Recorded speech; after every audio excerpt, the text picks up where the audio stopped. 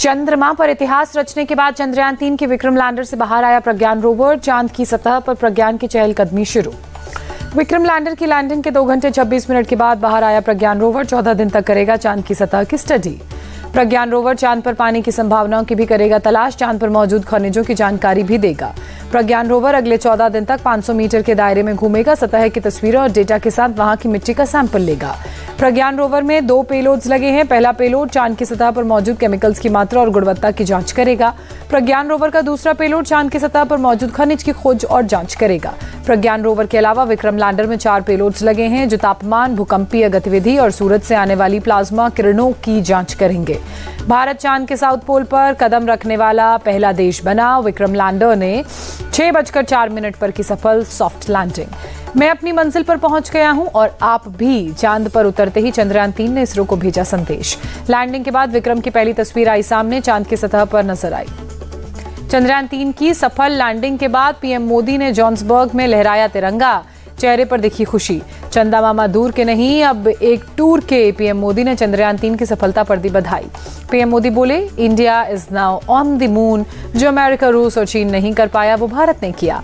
PM Modi ने कहा, हमने धरती पर संकल्प लिया और चांद पर उसे साकार किया। पीएम मोदी ने कहा, जल्द ही ISRO Aditya L1 mission launch करेगा। सूर्य का अध्ययन करेगा आदित्य L1। पीएम मोदी ने इसरो चीफ को फोन कर कहा, आपका तो नाम ही सोमनाथ है और ये चंद्र से जुड़ा है। भारत चंद्रमा पर है। चंद्रयान 3 की सफल लैंडिंग पर बोले इसरो प्रमुख सोमनाथ। इसरो चीफ एस सोमनाथ ने कहा, चंद्रयान 2 की गलतियों से काफी कुछ सीखा। अगले 14 दिन काफी रोमांचक रहने वाले हैं। लंबे समय से हमें इस पल का इंतजार था। चंद्रयान 3 की सफलता पर बोले इसरो के पूर्व प्रमुख के सिवन। राष्ट्रपति द्रौपदी मुर्मू ने चंद्रयान 3 की सफल लैंडिंग को देखा। इसरो के वैज्ञानिकों को दी बधाई। चंद्रयान 3 की सफल लैंडिंग पर अमित शाह और जेपी नड्डा ने तालियां बजाकर खुशी जाहिर की। सीएम योगी भी ऐतिहासिक पल के साक्षी बने। भारत की नई अंतरिक्ष यात्रा नए विकास की ओर ले जा रही है। मिशन की सफलता पर बोले गृह मंत्री अमित शाह। चंद्रयान 3 की सफल लैंडिंग नए भारत के सामर्थ्य और शक्ति का प्रदर्शन, सीएम योगी का बयान। ये नया भारत जिसकी भुजाएं मंगल से चांद तक फैली। मिशन की सफलता पर राजनाथ सिंह का बयान। चंद्रयान की सफल लैंडिंग के बाद जश्न, तालियों और वंदे मातरम के नारों से गूंजा बंगलुरु का ISRO mission control centre. America के स्पेस एजेंसी नासा में भी इसरो को दी गई चंद्रयान 3 की सफलता पर बधाई। कहा, आपका भागीदार बनकर खुशी हो रही है।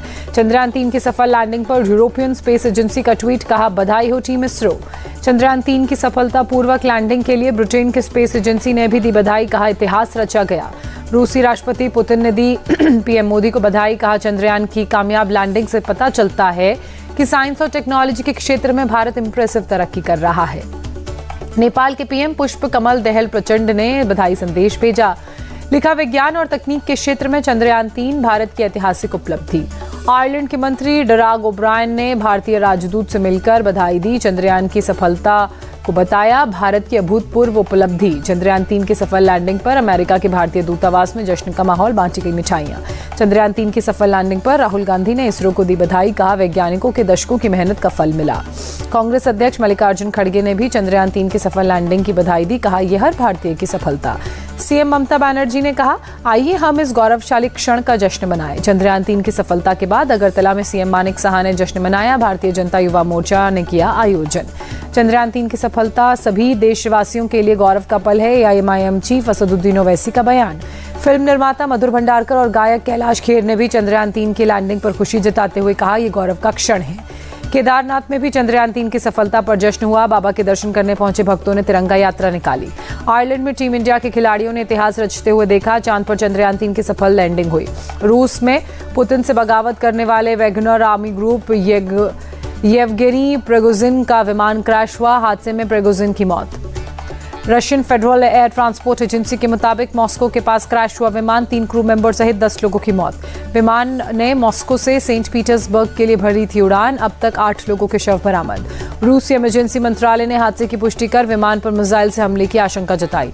रूस ने हादसे की जांच के लिए इन्वेस्टिगेशन कमेटी का गठन किया। पूरे मामले की जांच एक क्राइम केस की तरह किए जाने का भरोसा दिया।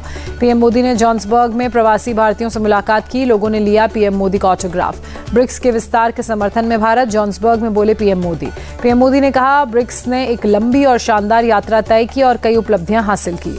ब्रिक्स के मंच पर गिरे तिरंगे को पीएम मोदी ने उठाया और अपनी जेब में रखा। तस्वीर हो रही वायरल। 15वें ब्रिक्स शिखर सम्मेलन में वर्चुअली जुड़े रूसी राष्ट्रपति पुतिन। अगले साल रूस करेगा सम्मेलन की अध्यक्षता। राष्ट्रपति पुतिन ने कहा, वैश्विक स्तर पर बहुपक्षवाद को मजबूत करने पर होगा हमारा फोकस। पीएम मोदी का 25 अगस्त को ग्रीस दौरा। 40 साल में पहली बार किसी भारतीय प्रधानमंत्री का होगा ग्रीस दौरा। 2024 लोकसभा चुनाव की तैयारी में जुटी बीएसपी सुप्रीमो मायावती, वरिष्ठ नेताओं के साथ बैठक की।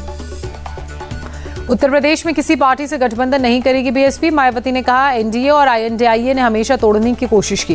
बीएसपी को इंडिया गठबंधन में शामिल नहीं किए जाने पर सपा नेता शिवपाल यादव का बयान। बीएसपी पहले बीजेपी से नाता तोड़े। केंद्रीय मंत्री स्मृति ईरानी ने आज 2 दिवसीय अमेठी दौरे पर रहेंगी। सुबह 9:30 बजे पहुंचेंगी लखनऊ।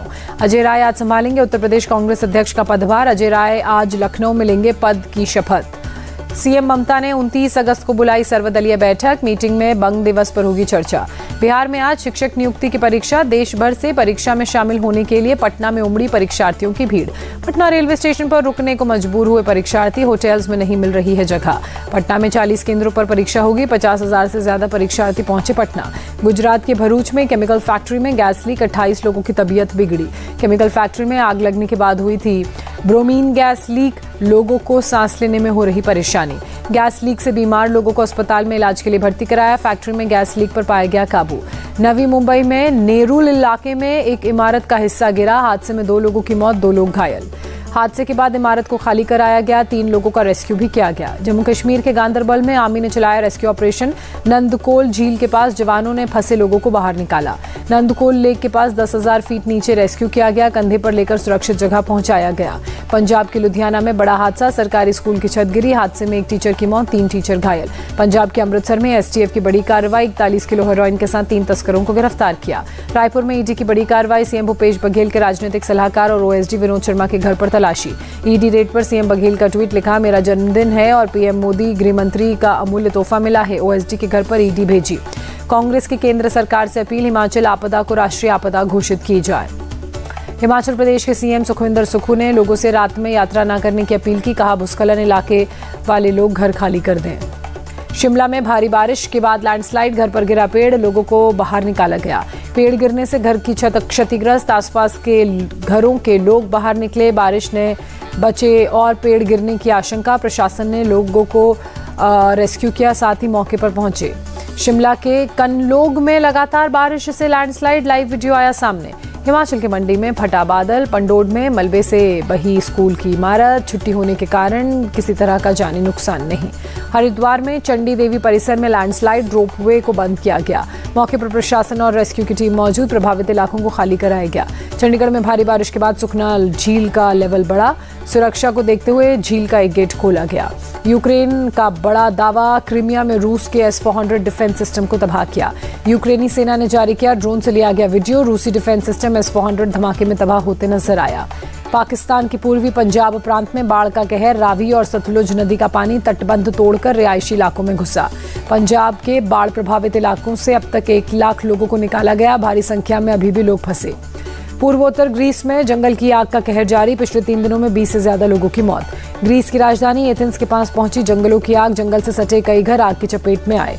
भारत और आयरलैंड के बीच तीसरा T20 मैच बारिश की वजह से ड्रॉ। टीम इंडिया ने 2-0 से सीरीज पर किया कब्जा।